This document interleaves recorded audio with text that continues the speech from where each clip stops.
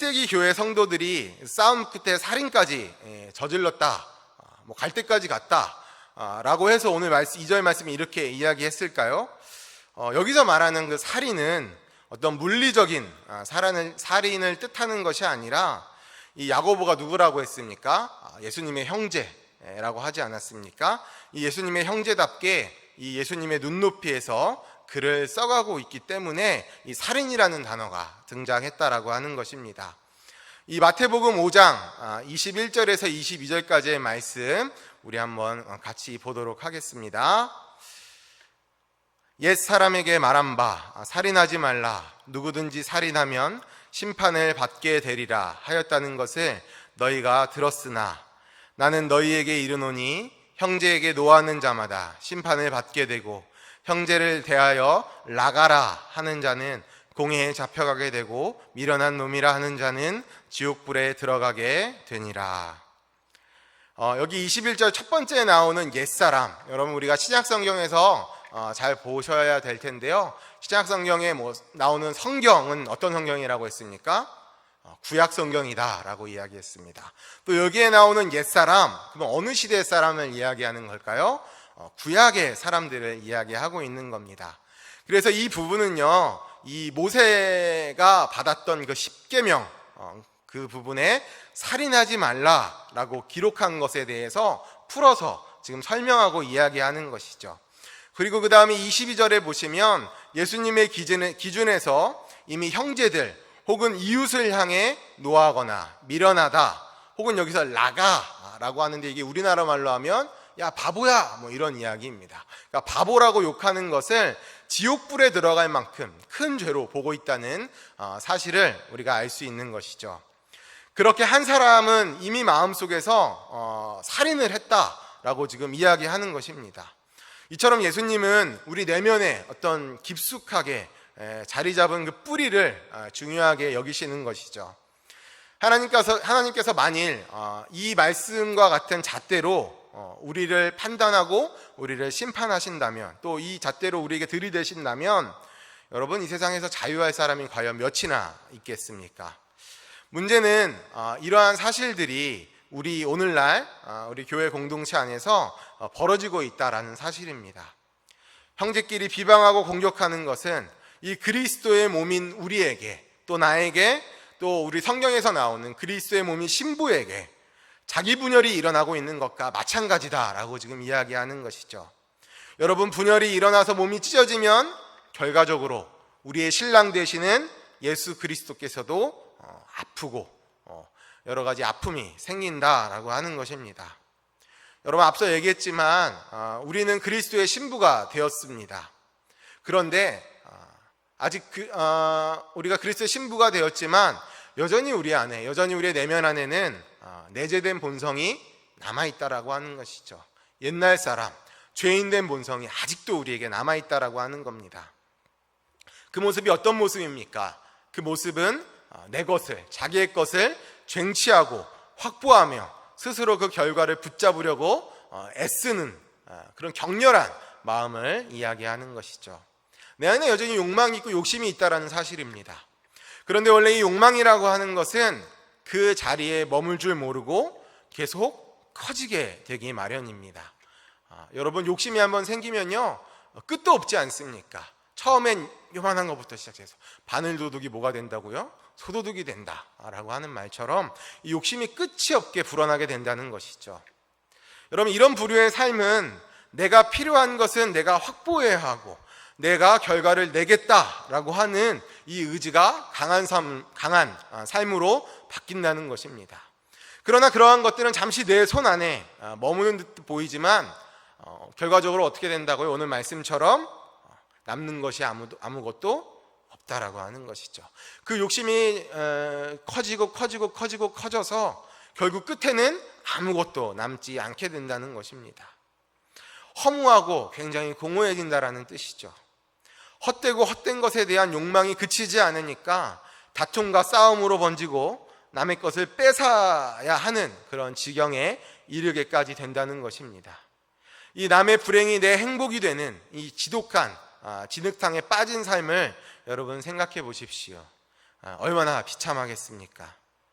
이 땅에서 일어나는 전쟁과 같은 이 참혹한 현실들이 뭐 여러 가지 어떤 모든 이데올로기니 또 이념이니 하는 이러한 여러 가지 명분들을 우리가 앞세우고 있지만 사실 자세히 살펴보면 무엇입니까?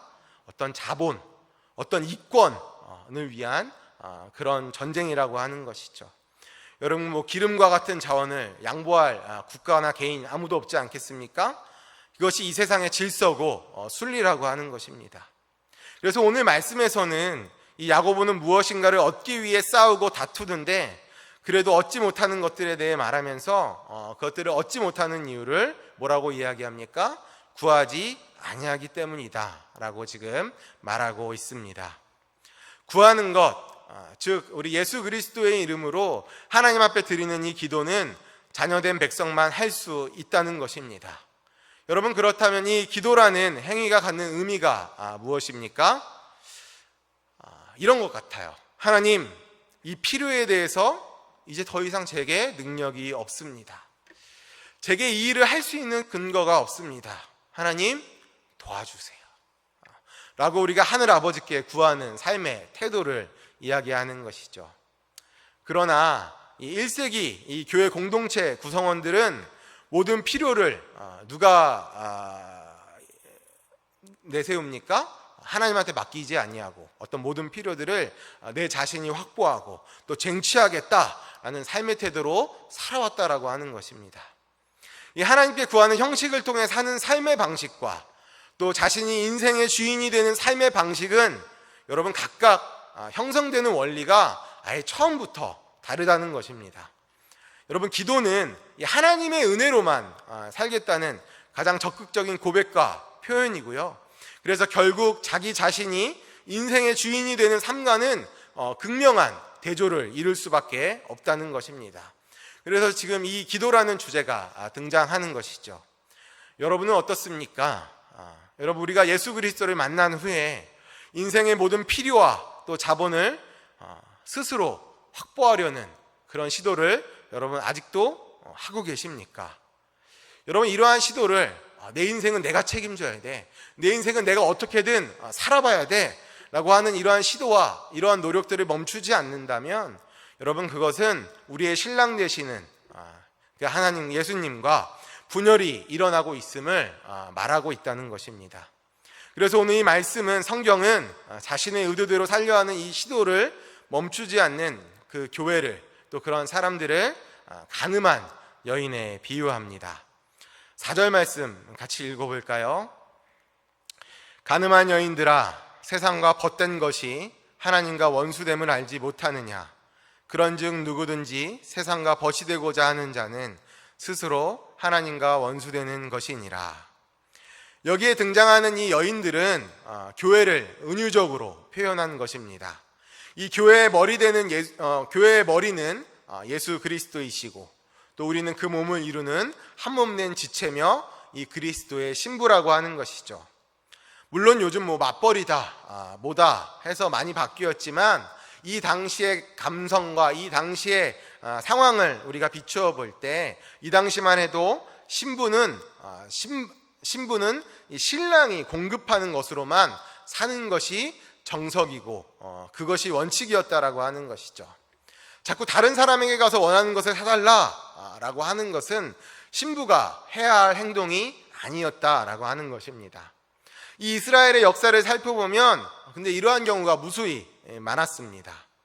신부로서 신랑으로만 자족하며 또 살도록 우리가 설계된 우리가 하나님께서 아들을 내어주시고 지불하셔서 그 아들과 한 몸 된 신부로 살게 하신 우리가 아직도 호세아의 부인이었던 고멜과 같은 아내가 되어서 딴짓을 하고 돌아다니기 때문에 지금 이 말씀을 통해 이 사도 야고보가 진지하게 우리를 향해 외치고 있다라고 하는 것이죠.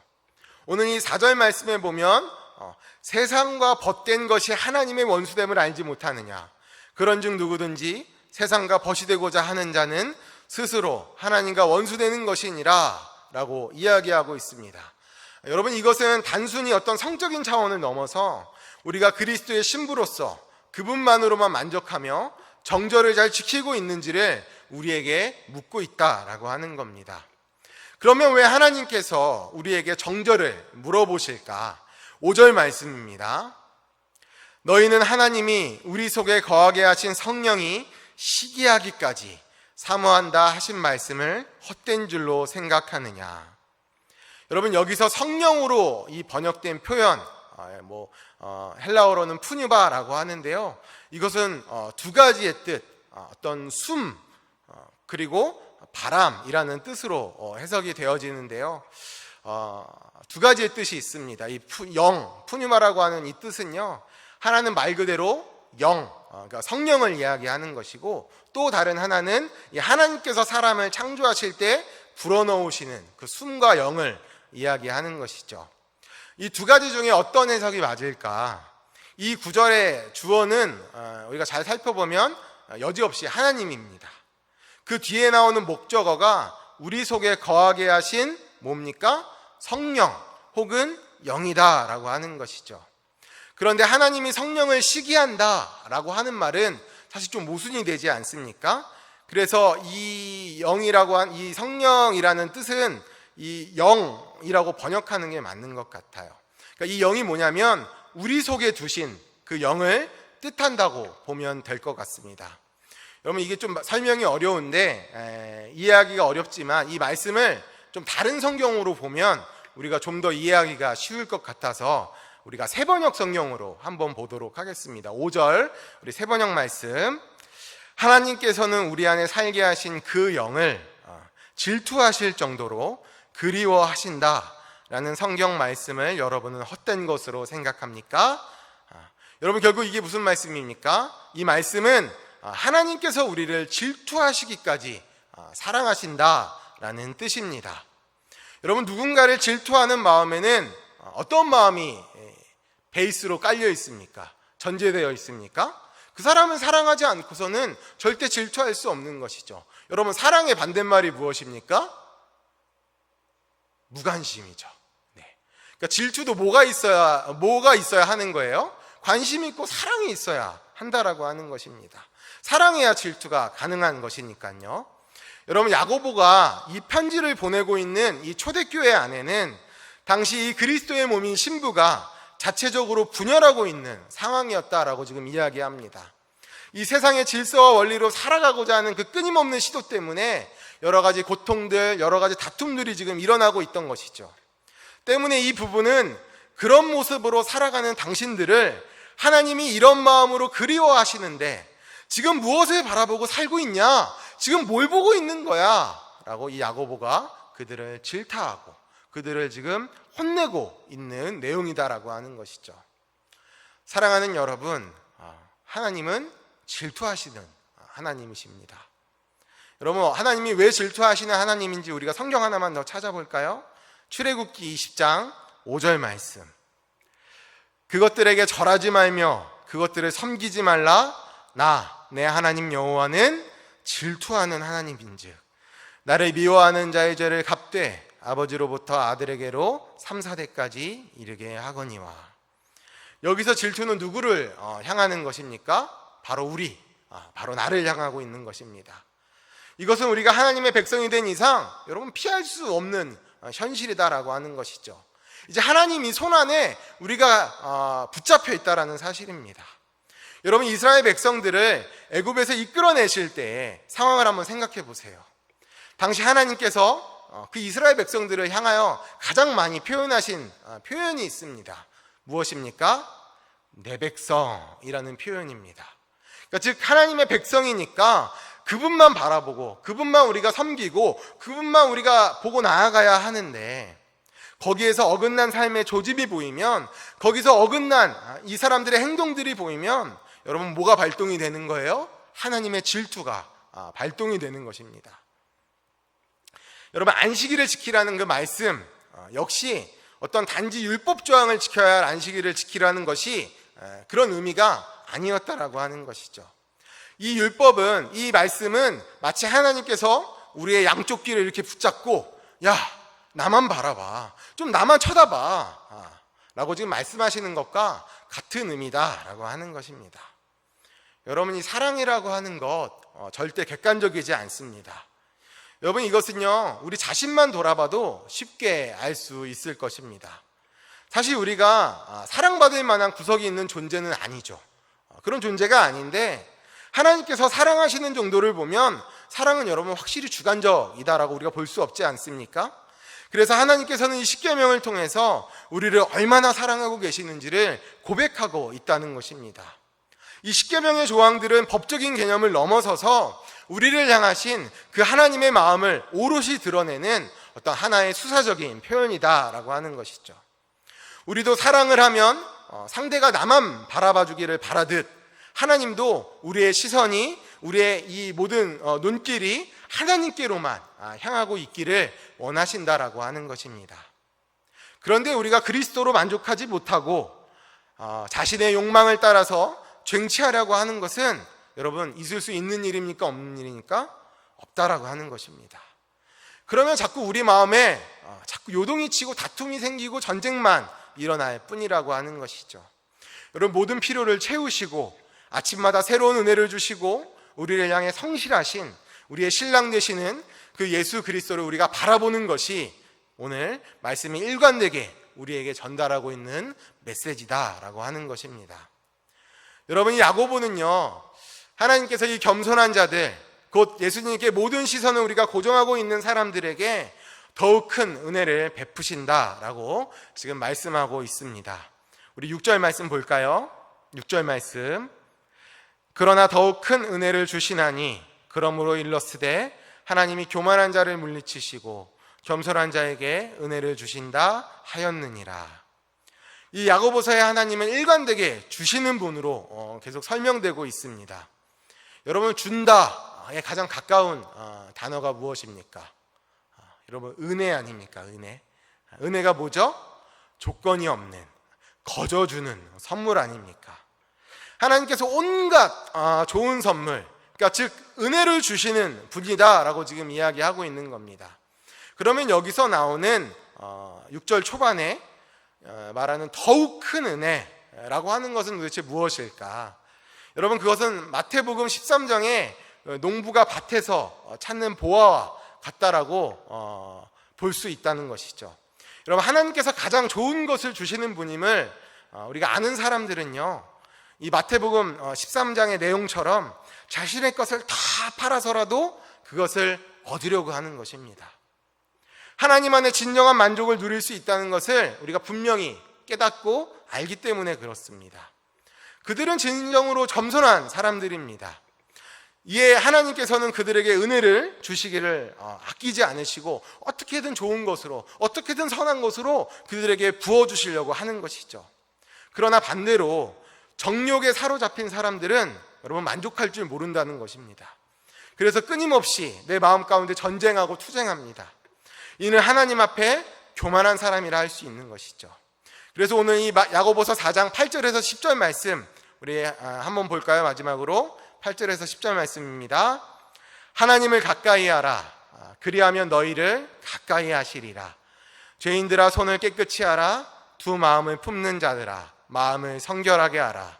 슬퍼하며 애통하며 울지어다.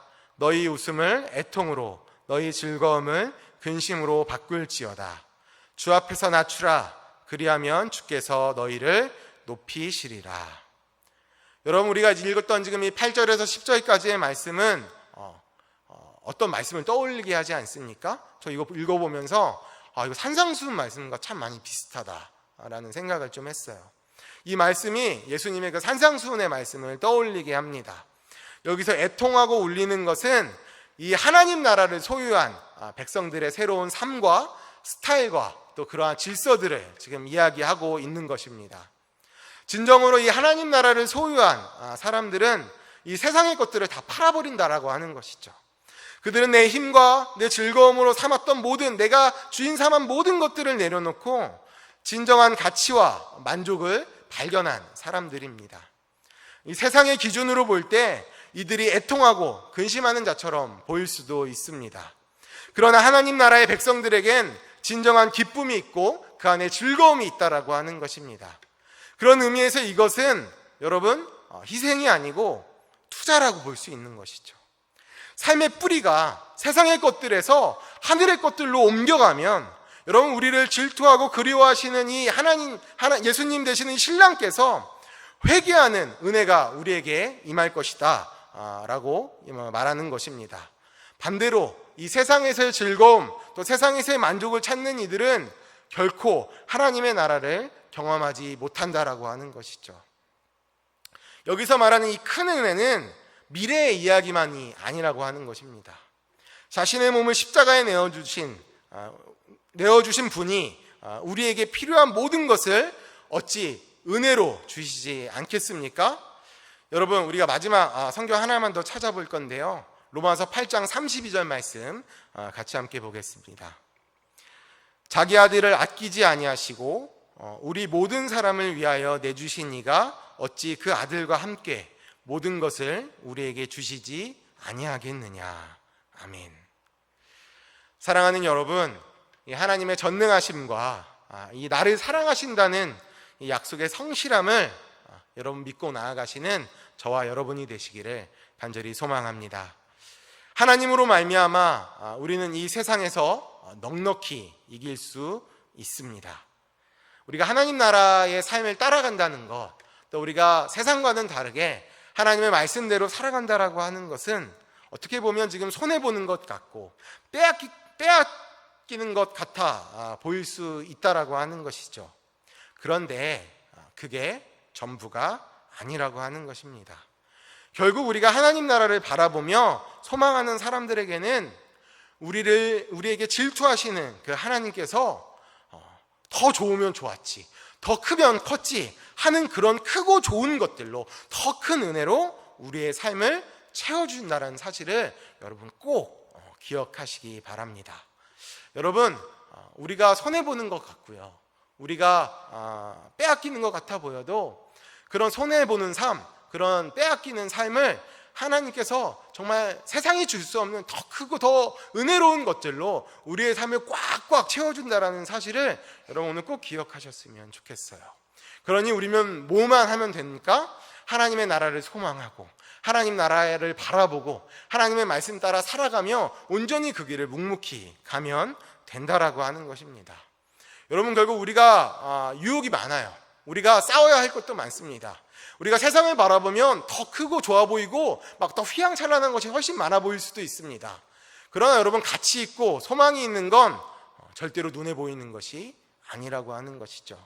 여러분, 오늘 말씀을 통해서 우리가 하나님 나라에 주시는 그 크고 놀랍고 더 큰 은혜와 그 더 큰 주시는 선물을 우리가 소망하며 나아가며 살아가시는 저와 여러분이 되시기를 간절히 소망합니다. 여러분, 이것이 하나님 나라에 사는 백성이 살아가는 스타일이고 그런 삶이라고 할 수 있는 것이죠. 여러분, 우리는 다른 삶을 살아야 되지 않겠습니까? 여러분, 다르게 살지 못하니까 지금 교회가, 우리 기독교인들이 여기까지 온 건 아니겠습니까? 여러분, 내가 정말 그리스도 예수를 믿는다면, 내가 정말 예수 그리스도의 진정한 신부가 되었다면 여러분, 이제 이 하나님 나라의 삶의 방식에 맞춰 살아가시는 저와 여러분이 되시기를 간절히 소망합니다. 이 하나님 나라의 스타일에 맞춰 살아가시는 저와 여러분이 되시기를 간절히 소망합니다. 같이 기도하겠습니다. 사랑의 하나님, 우리 안에 여전히 세상을 바라보고 여전히 우리의 마음 가운데 정욕이 있고 여전히 내 삶을 내가 컨트롤하고 내가 어떻게든 해보겠다는 그런 욕망과 욕심이 여전히 내 마음 가운데 있음을 하나님 이 시간 고백합니다. 그러나 주님, 우리의 마음을 붙잡아 주시고 우리가 예수 그리스도를 믿는 믿음으로 말미암아 하나님 내 안의 욕망과 욕심과 그러한 정욕적인 마음들을 이 시간 버리게 하여 주시며 이 시간 오직 하나님만 바라보며 하나님 나라의 소망을 품고 살아가는 저희들 될 수 있도록 주님 인도하여 주시옵소서. 하나님 나라의 삶을 따라가는 삶을, 또 하나님만 바라보는 삶을 살아가는 것이 어떻게 보면 손해보는 것 같고 어떻게 하면 다 하나님 빼앗기는 것 같아 보여도 하나님, 그게 전부가 아니라는 사실을 우리가 분명히 깨닫게 하여 주시고 결국엔 나중엔 결국 하나님께서 더 크고 더 좋은 곳으로 갚아주신다는 사실을 우리가 굳게 믿고 소망하며 온전히 이 땅에서의 하나님 나라를 이루며 살아가며 나아갈 수 있는 저희들 한 사람 한 사람 되기를 간절히 소망합니다.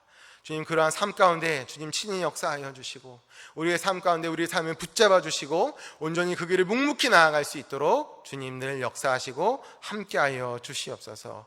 우리 한국의 교회가, 또 우리 기독교가, 우리 그리스도인들이 먼저 이러한 말씀을 붙잡고 나아가기를 간절히 소망합니다. 하나님, 그래서 정말 하나님의 영광을 높이고 정말 하나님 믿는 사람들은 정말 다르구나 라고 하는 그러한 세상의 평가와 그러한 칭찬을 듣는 날이 속히 오기를 간절히 소망합니다. 물론 지금은 너무 어렵고 물론 지금은 너무 속상하지만 하나님, 우리가 이 작은 것부터 하나하나 실천하여 온전히 주님의 영광을 드러내고 하나님 나라를 이 땅에서 일구어 나가며 살아가는 저희들 될 수 있도록 주님 우리의 삶을 늘 지켜주시고 보호하여 주시고 인도하여 주시옵소서.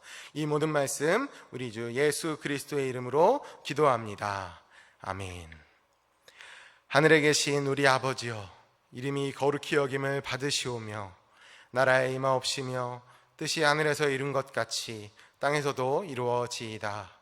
오늘날 우리에게 일용할 양식을 주옵시고 우리가 우리에게 죄 지은 자를 사하여 준 것 같이 우리의 죄를 사하여 주옵시고 우리를 시험에 들게 하지 마옵시고 다만 악에서 구하옵소서. 대개 나라와 권세와 영광이 아버지께 영원히 있사옵나이다. 아멘.